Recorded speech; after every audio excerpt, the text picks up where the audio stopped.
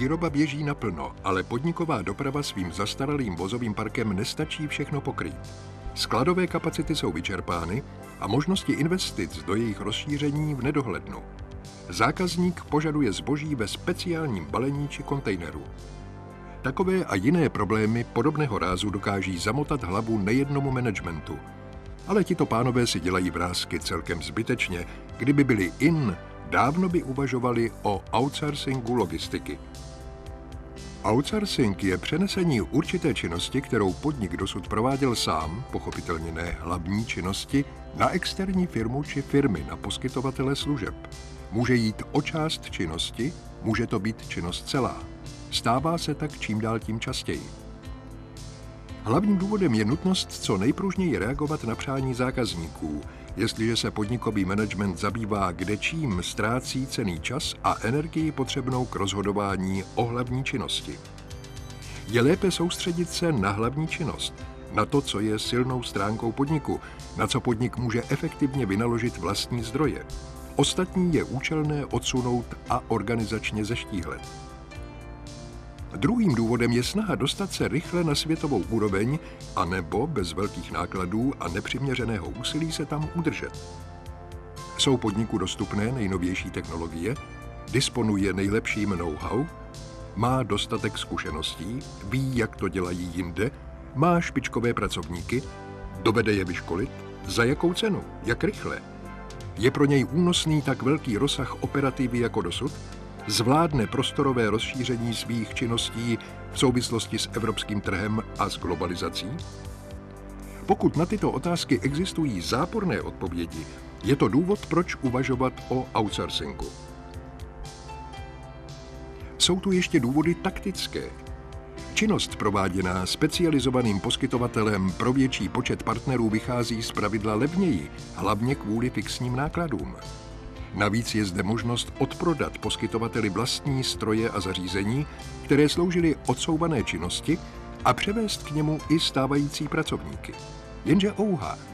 Mnohé podniky, které k outsourcingu přistoupily jedině kvůli úspoře nákladů, skončily fiaskem. Nechat se vést převážně taktickými hledisky nelze. Smysl a úspěch outsourcingu spočívají ve strategii. Zrovna tak je riskantní zbavit se šmahem něčeho, co podnikový management nemá pevně v rukou, čemu zkrátka moc nerozumí. Jak bude potom přesně definovat, co požaduje od poskytovatele. Tím se dostáváme od důvodů, které vedou k outsourcingu, k předpokladům úspěšnosti takového kroku, nebo lépe řečeno procesu. Za prvé, podnik musí mít jasno v cílech. Management by se neměl do outsourcingu pouštět, jestliže nemá pořádně zpracovanou strategii. Součástí strategie je přesné definování hlavní činnosti a každé jednotlivé vedlejší podpůrné činnosti, a to dříve, než se zpracují dílčí strategie jako marketingová, logistická, personální, finanční a další. Teprve pak je možné klást otázky, kterou činnost je možno vytěsnit. Bude to celá činnost nebo jen její část? Například, bude to celý logistický řetězec, bude to vnější doprava, bude to cross-docking, bude to jen provoz cross-dock centra? Jaké výhody a jaká rizika či nevýhody to může přinést? Na jaké poskytovatele se dá tato činnost přesunout? Bude lepší zvolit jednoho poskytovatele, integrátora, anebo několik samostatných, specializovaných poskytovatelů? Půjde o krátkodobější nebo o dlouhodobé 5- až 10leté vztahy? Bude uzavřeno dlouhodobé partnerství, strategická aliance? Za druhé, podnik má mít jasno ve vztazích s poskytovatelem. Vztahy, to jsou dohodnutá rozhraní na tocích zboží a na tocích informací, co kdo, komu či od koho, kde, kdy a jak, jakou technologií bude dodávat nebo odebírat. To je pohotovost reakce poskytovatele. To je cena za poskytnuté služby. To je přechod odpovědnosti na poskytovatele, dělba odpovědnosti mezi oběma partnery. To je způsob, jakým všem měřit a vyhodnocovat. Má-li podnik jasno v těchto otázkách, může zahájit výběrové řízení či jinou formu výběru konkrétního poskytovatele. Za třetí, jsou zde varování. Jací partneři se vlastně dávají dohromady? Jeden hlas tvrdě upozorňuje, že poskytovatelé outsourcingu nejsou partneři, protože nezdílejí stejné motivy zisku. Poskytovateli se podnik vlastně vydává v šanci, jestliže ho jako zprostředkující článek vloží mezi sebe a svého zákazníka, anebo jestliže mu otevírá svá choulostivá data. Bude poskytovatel vždy stejně vstřícný jako před podpisem kontraktu? Outsourcing nezačíná fungovat podepsáním kontraktu. Tímto okamžikem začíná proces přechodu, který může uváznout na lidech. Ti budou dělat něco jiného, než na co byli zvyklí. Jestli podnik dosud řídil své činnosti, teď bude řídit vztahy s poskytovatelem. Bude to umět? Tyto hlasy není radno podceňovat. Nicméně statistiky z USA a ze zemí Evropské unie ukazují, že outsourcing je na vzestupu. Spolu s ním je stále častější uzavírání dlouhodobých smluvních vztahů, strategických aliancí.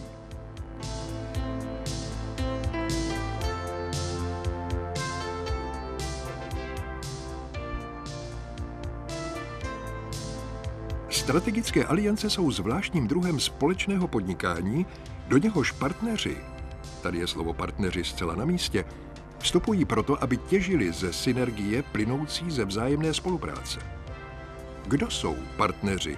Kdo uzavírá strategické aliance v logistice? Lecos nám napoví schéma z Mezinárodního institutu logistického managementu ze švýcarského Lausanne. Mezi společnostmi, jejich dodavateli na jedné straně a zákazníky na druhé straně se tvoří strategické logistické sítě, tedy infrastruktura. Žádná infrastruktura nevznikne bez investic, ani logistická, a podmínky pro investování mohou být vytvořeny jedině dlouhodobou stabilizací na smluvním základě. Štěstí přeje připraveným. A tak strategické aliance uzavírají výrobci nebo obchodní společnosti s poskytovateli logistických služeb z důvodů, o kterých jsme se už zmínili. Poskytovatelé logistických služeb mezi sebou. To v případě, že jsou úzkými specialisty nebo každý působí jen v určitém místě. Díky společné komplexní nabídce služeb se stávají konkurenceschopnějšími, než kdyby působili samostatně. Vůči zákazníkům pak vystupuje a poskytované služby garantuje jeden z nich. Výrobci mezi sebou, jestliže mají shodný cíl proniknout na vzdálený trh a jestliže si navzájem nekonkurují, společně investují do distribučního systému, například zřídí logistické centrum zpravidla při vhodném námořním přístavu, odkud to je na cílový trh, co by kamenem dohodil. Finální výrobci se svými dodavateli, například v automobilovém průmyslu, jejich účelem je přesunout předmontáž motorů, převodovek, náprav, přístrojových desek a podobně z montážního závodu automobilového výrobce do závodu jednoho z dodavatelů, to znamená dodavatele v první linii, jemuž pak dodavatelé v druhé linii zasílají díly. V této formě se říká dodavatelská asociace. Je nejnovější, zatím méně častá, ale velmi nadějná. A navíc je zde výtečná možnost uplatnění pro poskytovatele logistických služeb.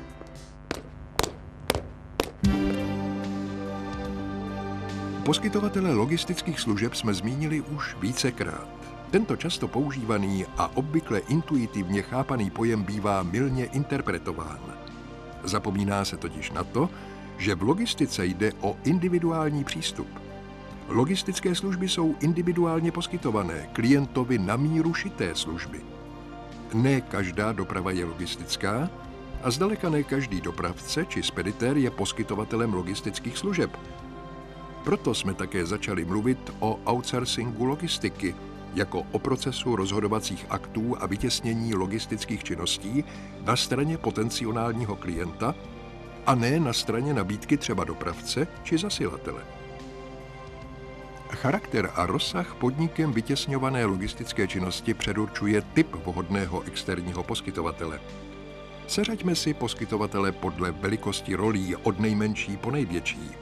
Na scéně vystupují dopravci a operátoři, zasilatelé a poskytovatelé kurýrních služeb, poskytovatelé na úrovni third party logistics, logistické podniky. Věnujme nyní pozornost představitelům dvou hlavních rolí, na ostatní se dostane v dalších dílech. third party logistics je zpravidla v prostředí vyspělých ekonomik již klasickou rolí. Angažují se v ní nejlepší zasilatelé, kteří jsou schopni poskytovat individualizované přepravní a skladové služby, včetně promptního podávání informací o zásilkách na cestě nebo o stavu skladových zásob, provádět konsolidaci a dekonsolidaci zásilek až po převzetí realizace celého zásobování nebo celé distribuce pro klienta, včetně zajištění všech pojišťovacích, celních a dalších odborných úkonů. Smluvní charakter vztahů klienta a jeho poskytovatele logistických služeb je vyjádřen v pojmu contract logistics. Stává se, že v tomto případě je vztah obou partnerů tak těsný, že poskytovatel svými technickými prostředky a pracovníky vstupuje hluboko do nitra klientova výrobního závodu, přebírajíce návazně na jeho technologické procesy veškerou manipulaci, balení, označování, paletizaci, kontejnerizaci, nakládku, dopravu a tak dále jeho výrobků. A nejen to. Pracovníci poskytovatele někdy i sdílejí kanceláře s pracovníky klienta a jejich spolupráce je tak intenzivní, že poznají, pro kterou firmu pracují až na výplatní pásce. Je to mezní, pravda ne příliš častá, avšak již standardní podoba strategické aliance. Pochopitelně má i jistá rizika. Pro poskytovatele logistických služeb přináší riziko penalizace, je-li kvalita jeho služeb horší, než se očekávalo. Na druhé straně dohody tohoto druhu stanoví odměnu za služby vynikající úrovně. Určitým rizikem pro poskytovatele může být nutnost kapitálových investic. Pro klienta je strategickou výhodou předstih před konkurenty v úrovni služeb jeho zákazníkům, ve spolehlivosti a úplnosti dodávek, v dobrých dodacích lhůtách a podobně. Klíč k úspěchu spočívá v tom, že každý ze zúčastněných partnerů se zaměřuje na to, co umí nejlépe, v čem je specialista, čili oba skládají své silné stránky. Další výhodou je rozložení rizika. Propojení činnosti firmy, která na trhu prodává výrobek s činností poskytovatele logistických služeb, se totiž rovná pojištění proti riziku. U specialistů se snižuje možnost chyb. Ale nejen to. Partneři také společně nesou následky selhání či neúspěchu. Je jasné, že bez ochoty spolupracovat a bez vzájemné důvěry žádná strategická aliance nevznikne. Na co je třeba dát si pozor?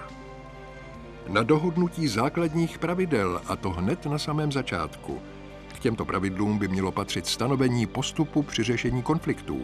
Ty musí být urovnány dřív, než začnou ohrožovat společný zájem. Dále musí být přesně vymezeny úlohy, jež budou oba partneři hrát, a již zmíněné sdílení rizika. Aliance musí spravedlivě fungovat i za nepohody. Pro poskytovatele logistických služeb je důležité mít předem dohodnut také postup při změně podmínek podnikání, stejně jako možnost odstoupit od dohody. Jestliže do vzájemného podnikání vložil speciální vybavení, třeba dopravní prostředky, musí mít ošetřenou otázku, jak s ním dál naložit. Tolik ke vzniku aliance. Chce to zkušeného právníka. Nejeden náhrobní kámen alianci vytesal vlastní rukou sám ředitel firmy v naději, že na všechno stačí sám. Ještě pár slov k fungování aliance. Každý z partnerů bezpodmínečně musí pracovat na dvou úrovních.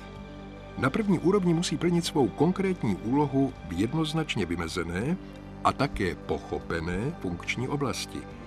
Nikdo nesmí mít sebemenší nejasnost, nejednoznačnost v tom, kdo za co odpovídá. Mezi žádnými činnostmi nesmí být mezera. Smyslem společného podnikání je dosažení synergického efektu a ten se vypaří, nebudou-li všechny činnosti perfektně sladěny. To je bohužel menší problém. Větší problém je, že na druhé úrovni se každý z partnerů musí umět dívat na svou činnost z pohledu, jak přispívá ke vzájemnému partnerství, tedy k celku. Protože jde o přidávání hodnoty, tak tedy z pohledu, jak zvyšuje hodnotu, kterou má zboží pro zákazníka na konci řetězce. Větší problém je to proto, že narážíme na odlišnost v kulturách partnerských podniků. Jsme schopni akceptovat jinou kulturu a jiné hodnoty partnera? Dokážeme se jim přizpůsobit? A co teprve v případě, že vstupujeme do několika aliancí s různými partnery? Strategické aliance mají v logistice budoucnost. Přinejmenším proto, že zatímco dosud si mohli konkurovat jednotliví výrobci, napříště budou do konkurenčních vztahů vcházet celé logistické řetězce. To zásadně změní situaci.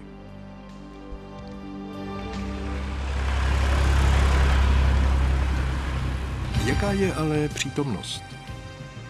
Na prahu 21. století bychom ve středoevropském regionu mnoho aliancí nenašli. Ani v zemích Evropské unie zatím nejsou tak častým jevem, jak by se zdálo. Mluvme proto raději o third party logistics, bez ohledu na úroveň vztahů při zapojení poskytovatelů logistických služeb. Z analýzy je zřejmý přece jenom jeden potěšitelný vývojový rys, totiž rapidní úbytek neformálních vztahů ve prospěch smluvních vztahů. Uzavírané smlouvy jsou několikaleté.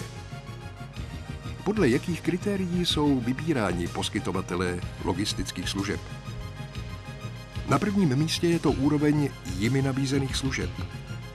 Na druhém místě v těsném závěsu se hodnotí kvalita poskytovatelových zaměstnanců. Teprve na třetím místě je cena. S menším odstupem následují zkušenosti, jimiž se poskytovatel může prokázat, a to sledujeme pořadí, v mezinárodní dopravě, ve vnitrostátní dopravě, v daném sektoru ekonomiky a v dané oblasti služeb. Na posledním místě je velikost poskytovatele. Služeb více než jednoho poskytovatele využívá většina podniků. Podniky, které mají smluvně zajištěnou jenom dopravu, využívají v průměru většího počtu partnerů. Nicméně dlouhodobý vývojový trend svědčí o tom, že dochází k významné, v případě některých podniků až dramatické, redukci počtu využívaných poskytovatelů, tedy k obdobnému vývoji jako u dodavatelů pro výrobu. Zdálo by se, že na pozadí tohoto vývoje bude konkrétní věcná nespokojenost klientů s jejich současnými poskytovateli. Není tomu tak docela. Ono totiž spokojených klientů je kolem 60 až 75% a částečně spokojených je dalších 20 až 35%, takže podíl zásadně nespokojených tvoří něco kolem 5%. Příčinu redukce počtu poskytovatelů hledejme jinde. Jestliže se má klientem iniciovaný logistický řetězec dostat na vysokou konkurenční úroveň a fungovat v duchu Quick Response nebo Efficient Consumer Response, musí všichni zúčastnění partneři ve všech článcích řetězce být na stejné technologické úrovni. Jde přece o propojení procesů.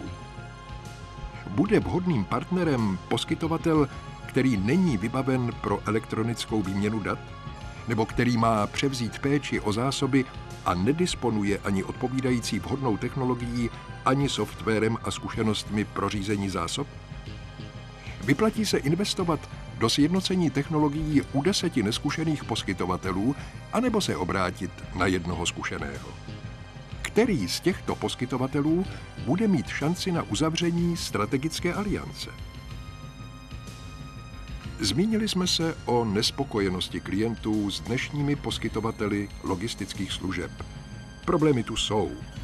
Jako hlavní se uvádí selhání služeb, špatná kvalita poskytovatelova managementu, nedostatečné předávání informací, neschopnost dosáhnout požadované flexibility, úroveň cen. Zdaleka nejvýznamnější příčinou problémů se ukazuje být špatný management poskytovatelů služeb. Spoluviníky jsou nedostatečná informovanost, selhání klientova managementu, špatně sestavené smlouvy, podinvestování počítačových systémů, ale také neschopnost poskytovatelů řídit měnící se procesy. Tuto poslední příčinu si dobře zapamatujme, ještě se k ní vrátíme. Klientům se dnešní poskytovatelé logistických služeb zdají být málo aktivní.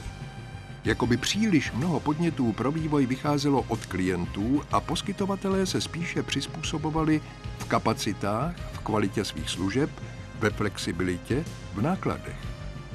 Přitom klienti se orientují na ty poskytovatele, kteří jim nabízejí strategičtější a inovativnější vklad do rozvoje jejich logistických činností, zkrátka vybírají si ty aktivnější.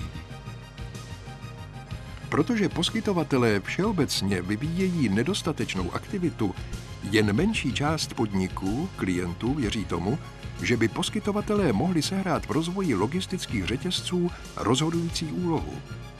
Úplných skeptiků je pravda jen pár procent, ale situace to není dobrá. Jestliže u klientů vzniká pocit, že až příliš často si musí sami zajišťovat logistické expertizy namísto toho, aby jim je provedli poskytovatelé, že poskytovatelé jim nepředávají své nejlepší zkušenosti a nehledají nejúčinnější způsoby, jak jim pomoci zvyšovat hodnotu jejich zboží, potom přisuzují poskytovatelům menší vliv, než jaký by mohli mít. Vlastně je degradují na úroveň sice kvalifikovaných, ale jen vykonavatelů. Nezvou poskytovatele jako tvůrce strategických a inovativních řešení. Některé z požadavků na poskytovatele logistických služeb se mění s rozvojem elektronického obchodování a s globalizací. A tak se nabízí poslední otázka. Nahlédneme-li do blízké a středně vzdálené budoucnosti, co bude špičkou v poskytování logistických služeb? Odpověď by mohla znít takto. Bude to komplexní služba, zahrnující analýzu, projektové řešení, realizaci a řízení integrovaného logistického řetězce poskytovatelem. Poskytovatel převezme do svých rukou řízení celého logistického řetězce, takže bude schopen v celé délce řetězce eliminovat činnosti, které nepřidávají hodnotu, a přivést řetězec jako celek k vysoké konkurenceschopnosti. Jedině ten poskytovatel, který dokáže uskutečnit takovouto komplexní nabídku logistických služeb, bude mít oprávnění k názvu logistický podnik. Synergického efektu dosáhne jako integrátor propojující a navzájem slaďující činnosti řady specialistů, od poskytovatelů přímých logistických služeb přes dodavatele informačních technologií a systémů až po poskytovatele poradenských služeb. Aby se tento poskytovatel, logistický podnik, odlišil od tradičních poskytovatelů na úrovni Third Party Logistics, vymysleli pro něj u firmy Andersen Consulting název poskytovatel Third Party Logistics.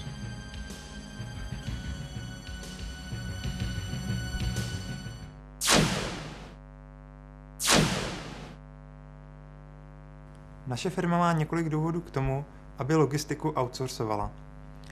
Velice rádi tvrdíme, že se věnuje především tomu, co dělat umíme. Umíme vyrábět, umíme dělat marketing a umíme dělat obchod.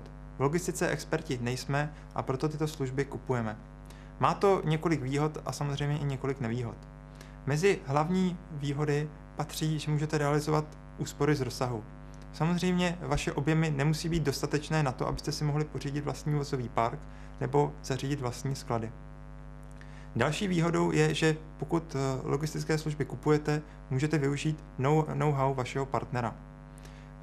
Samozřejmě nepotřebujete žádné investice, protože všechno hradí dodavatel. Mezi nevýhody patří nutnost zvýšené kontroly. Velice často váš dodavatel je několik desítek kilometrů od vaší kanceláře a samozřejmě je to externí firma, kterou je nutné kontrolovat. Uvedu dva příklady, jak v praxi realizujeme outsourcing. Navážíme přímo na výrobní pás do světové automobilky vstupní suroviny.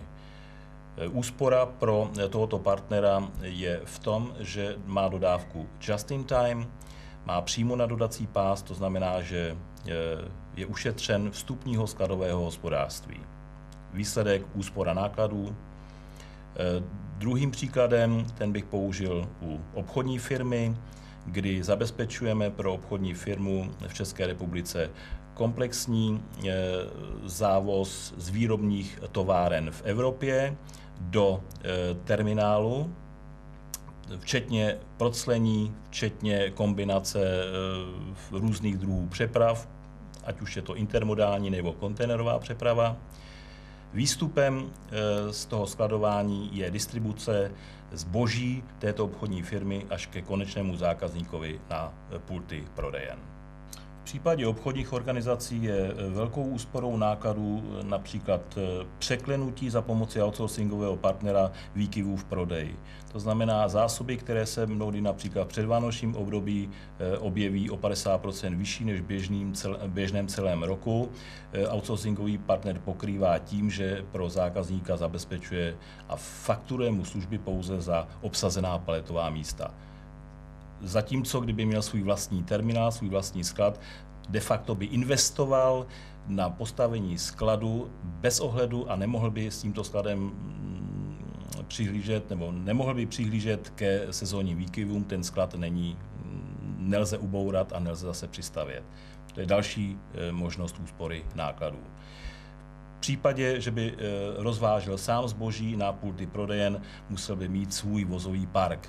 Představa garážmistra, vlastních řidičů, vlastních vozidel, vlastní autodopravy, vlastní opravárenské dílny je samozřejmě nákladově tak náročná, že je výhodnější použít outsourcingového partnera, který s pomocí synergických efektů spojí zboží několika skladovaných firem dohromady a zaveze na pulty prodejen za podstatně nižší náklady. Jeden řekl bych, z produktů pro 21. století vidím osobně, zatím to nemá český název podle mých znalostí, ale anglicky se tomu říká Fourth Path Logistic Provider. To znamená cosi o nadstavbě v logistice. To znamená příměrem, abych to řekl velmi jednoduše, když chcete postavit barák, musíte si sehnat stavební povolení, musíte si zabezpečit, obejít všechny úřady, musíte sehnat zedníky, kteří vám dům postaví, omítnou, instalatéry a tak dále. Tento terminus technicus angličtině, který jsem předtím použil, je v podstatě stavební engineering v oboru výstavby vašeho rodinného domku.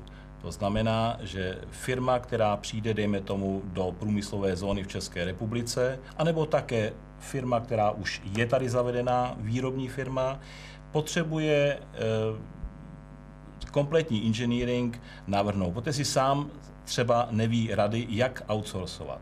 To znamená, že se spojí s firmou našeho typu a řekne své požadavky. Je na to samozřejmě spousty dokumentace, spousty checklistů, dotazníků, logistických dotazníků, kalkulačních vzorců, na základě kterých údajů, které obdržíme od výrobce, sestavíme určitý projekt. Tento projekt, o čem je o komplexním engineeringu, to znamená, že výrobce se dostane k tomu, co potřebuje. Začne pouze vyrábět a o vše ostatní se mu postará logistická společnost. To znamená znovu říkám, od návozu materiálu do výroby, pak je výroba, to je duševní vlastnictví výrobce, až po odvoz výrobků, buď je-li to subdodávka do dalších výrobních továren, anebo je to například hotový produkt, tak až ke konečnému zákazníkovi.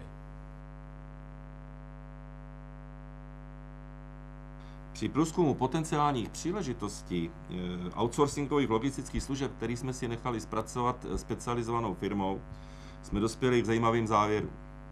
Ryze české firmy mají velmi zkreslené představy a pohledy na otázku, co je to logistika a co je to outsourcing v logistických službách. Outsourcing je pro většinu neznámý pojem. Například 55% ryze českých firm pojem outsourcing neznají. Více než 60% dotázaných firm nemá žádné zkušenosti s outsourcingem.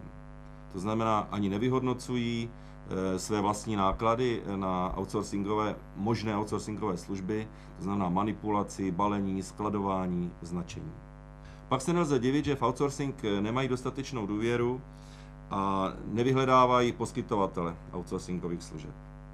Naše společnost má již dlouholeté zkušenosti v oblasti poskytování outsourcingových služeb, především v oblasti automobilového průmyslu a elektrotechnického průmyslu. S několika našimi zákazníky jsme spolupracovali již od prvopočátku jejich projektu. Byly to zahraniční firmy, které chtěly investovat v České republice. Pomáhali jsme jim například i s vyhledáváním lokality pro výstavbu nového závodu, s dovozem investičních celků, s pracováním, řekněme, i marketingových průzkumů a až posléze po zahájení výroby distribucí jejich produktů k přímým spotřebitelům. Naší specializací je práce s textilem, jeho ošetřování, žehlení, komisionování, označování etiketama a hardtagovou ochranou a dodávání just in time do společnosti Makro. Pro tuto společnost pracujeme již 3. rok a kvalita služeb se pohybuje někde okolo 99,97 až 8% na řádech v objednávce. V jiné sféře pro společnost Masterfood zajišťujeme uzrávání jejich výrobků, to znamená sirupových, potahovaných bonbonů, které musí zrát v určité teplotě v rozmezí 22 až 24 stupňů Celsia, případně okolo 35 stupňů Celsia po dobu několika týdnů.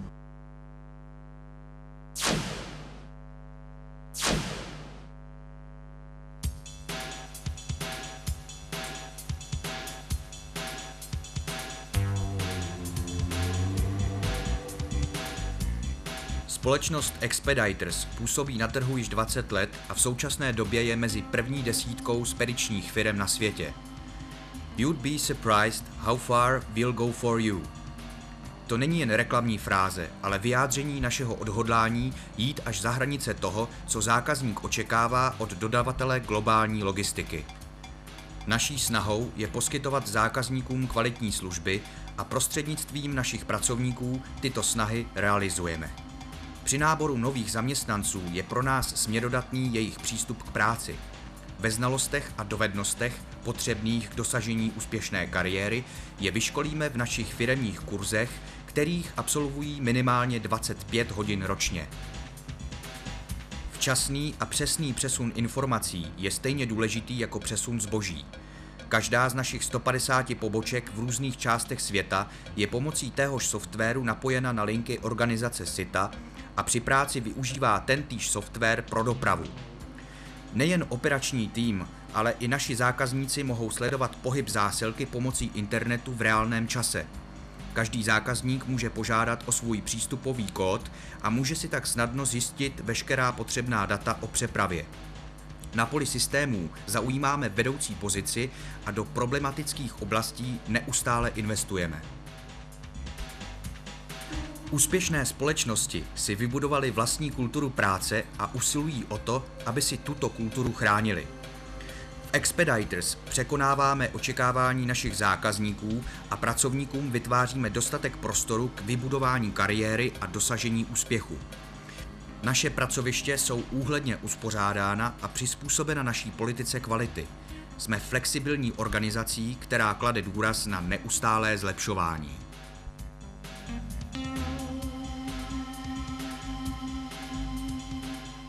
Náš úspěch má přímou spojitost s péčí o zákazníky a jejich udržením.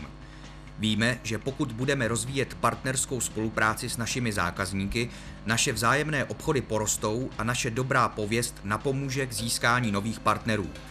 Pro zlepšení služeb našim současným klientům jsme zavedli několik velmi úspěšných programů.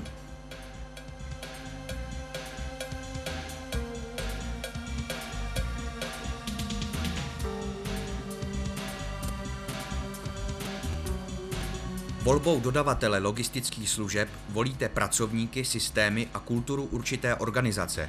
Musíte věřit skutečnosti, že tyto 3 zásadní složky se na globálním základě navzájem harmonicky doplňují. Expeditors je společnost, která zajišťuje svým zákazníkům stejnou úroveň konzistentních služeb všude na světě. Disponujeme takovými systémy, prostředky a především lidmi, že se 100% spokojenost zákazníků stala naší firemní filozofií.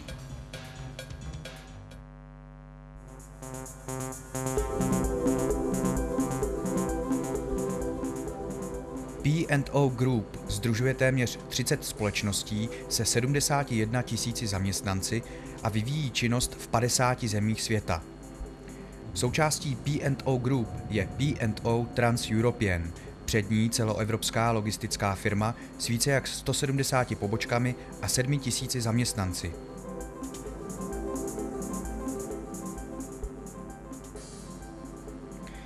Česká logistická divize skupiny P&O Trans-European SRO vyvíjí činnost ze 4 poboček v České republice. Kralupy nad Vltavou, Ostrava, Brno, Hradec Králové. Největší logistický terminál se skladovou plochou 10 000 m2 se nachází v Kralupech nad Vltavou. Terminál je situován na velmi výhodném místě, na 10. kilometru dálnice Praha-Drážďany. Zboží na našich terminálech lze skladovat téměř jakýmkoliv způsobem. Na regálech nebo v blocích, ve svitcích, bez ohledu na to, zda se skladuje vyspělá technika, kosmetika, potraviny nebo náhradní díly. Součástí terminálu je i vlastní železniční vlečka. K dispozici je vyspělá technika pro manipulaci s obaly, stohovače, zatahovací zařízení, balící stroje a paletové vozíky, umožňující snadnou manipulaci, nakládání a vykládání na 14 rampách s nastavitelnou výškou. Analyzujeme, plánujeme a realizujeme komplexní projekty po celé Evropě a zajišťujeme všechno, počínaje analýzou potřeb přes zajišťování přepravy a stanovení termínů podle výrobních plánů, až ke službám spojeným s přidanou hodnotou, například kompletování a přebalování výrobků a snímání EAN a jiných kódů. V návaznosti na skladování a služby s přidanou hodnotou P&O také distribuuje kompletní sortiment společnosti Dow Egberts po České republice, tedy rozvoz zboží po celém území republiky do 48 hodin, přičemž stále větší objem zboží se dodává ve lhůtě 36 hodin a kratší. Další možností urychlení dodávky je její vyzvednutí jako osobní odběr prakticky ihned po obdržení zásilky na sklad. Pro společnost Sony zabezpečujeme službu CrossDock. Produkty jsou po dodání na sklad okamžitě roztříděny, doplňovány českými návody, manuály a záručními listy.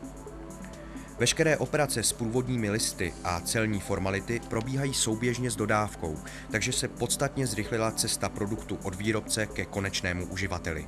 Navíc při minimálních nárocích na skladovou plochu. Společnost P&O zajišťuje mimo jiné také mezinárodní přepravu produktů firmy Mobil.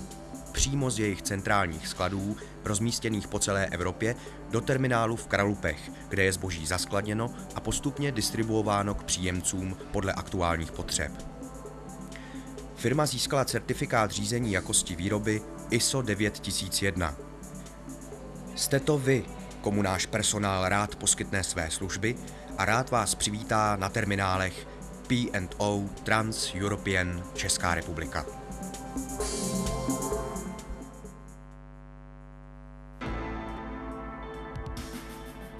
Schenker patří mezi největší světové poskytovatele integrované logistiky a globálních spedičních služeb. Nabízíme našim zákazníkům kompletní paletu služeb z jedné ruky. Tento obchodní záměr prokázal svoji účelnost od založení firmy Gottfriedem Schenkerem ve Vídni roku 1872. Společnost realizuje svoji obchodní činnost pomocí 3 specializovaných divizí, které společně zajišťují koordinovaná řešení s cílem vyhovět globálním požadavkům současného obchodního prostředí. Divize evropských pozemních přeprav. Schenker je v Evropě jedním z největších specialistů na pozemní přepravy. Hustá přepravní síť propojuje všechny hlavní ekonomické oblasti na bázi pravidelných spojení. Jsme zastoupeni ve 30 zemích a více než 18 000 spolupracovníků nabízí kompletní paletu služeb z 600 kanceláří Evropy. Přepravujeme zásilky nejrůznějších rozměrů. Dokážeme zajistit i přepravy skutečně nadrozměrných nákladů.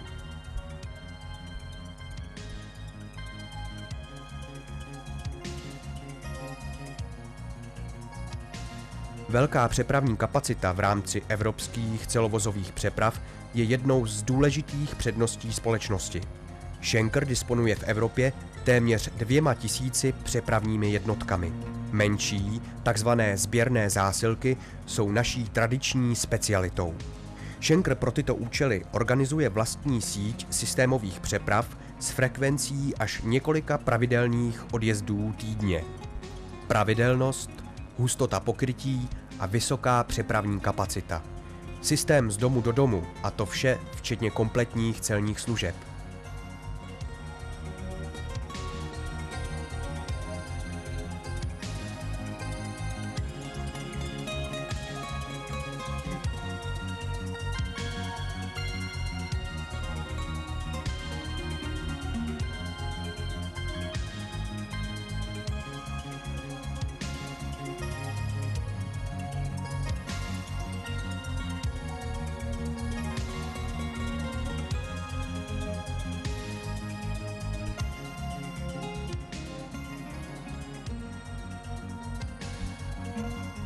Další z mnoha desítek tisíc zásilek, které Schenker v České republice ročně přepraví, směřuje na místo určení.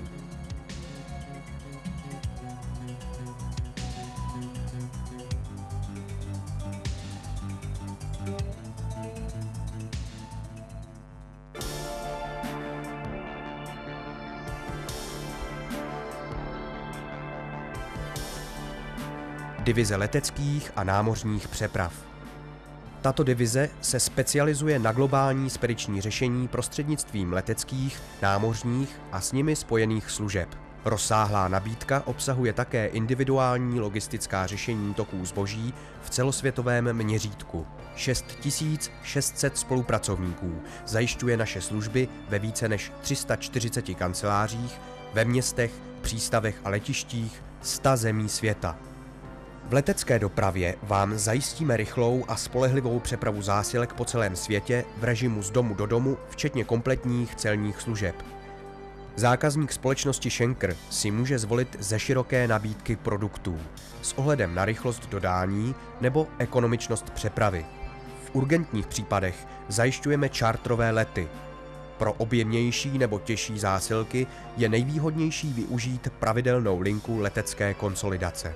Ještě více variací na téma rychlost přepravy versus náklady na přepravné nabízí našim zákazníkům systém Schenker Jet Cargo. Zákazník může volit mezi expresní přepravou s renomovaným leteckým přepravcem nebo s ohledem na cenu vybrat doporučený odlet s nižší sazbou.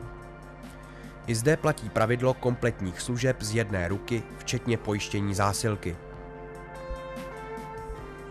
S ohledem na více než 125letou tradici existence jména Schenker v rámci mezinárodních spedičních služeb patří námořní přepravy mezi naše nejtradičnější produkty.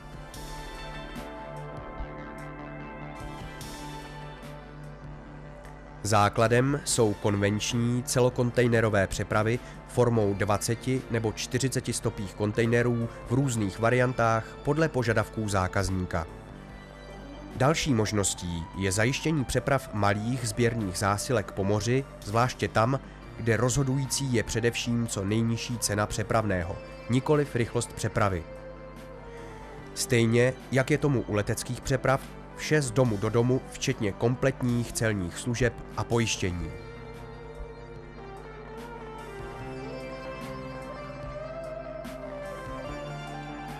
Vysoká přepravní kapacita, dlouholeté zkušenosti v oboru, dostupnost po celém světě, to jsou hodnoty, které přináší Schenker svým zákazníkům v oblasti námořních přeprav.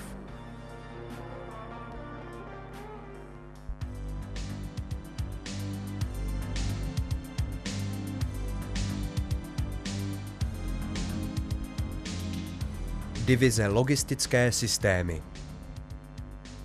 Schenker zodpovídá za provoz skladovacích systémů a řízení logistických řetězců s tím spojených. Služeb, které jsou nadstavbou nebo doplňkem konvenčního skladování a spedice. Tito specialisté propojují jednotlivé články nabízených služeb a vytvářejí tak další komplexní řešení, včetně služeb přidané hodnoty. Našim budoucím zákazníkům rádi ukážeme, jak tyto služby fungují prakticky u projektů, které jsou již realizovány.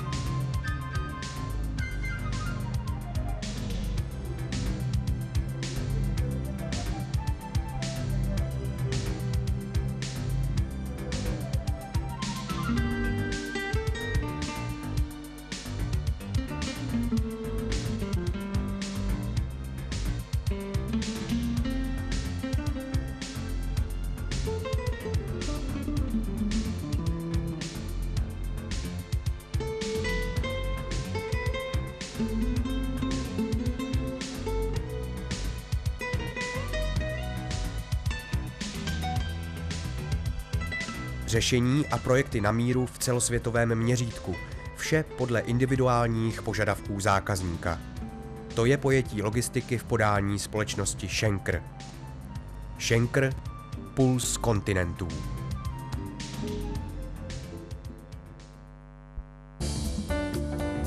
Od roku 1990 působí na českém a slovenském trhu logistických služeb firma Transcam. Poskytujeme komplexní služby v oblasti logistiky, například kamionovou dopravu. K dalším službám poskytovaných firmou Transcam patří obchodní úpravy zboží a jeho distribuce jednotlivým zákazníkům, kompletace zásilek a celní služby. Skladový areál v Hořovicích má kapacitu 18 000 paletových míst a je dále rozšiřován. Flexibilita, serióznost a kvalita poskytovaných služeb jsou pro nás samozřejmostí.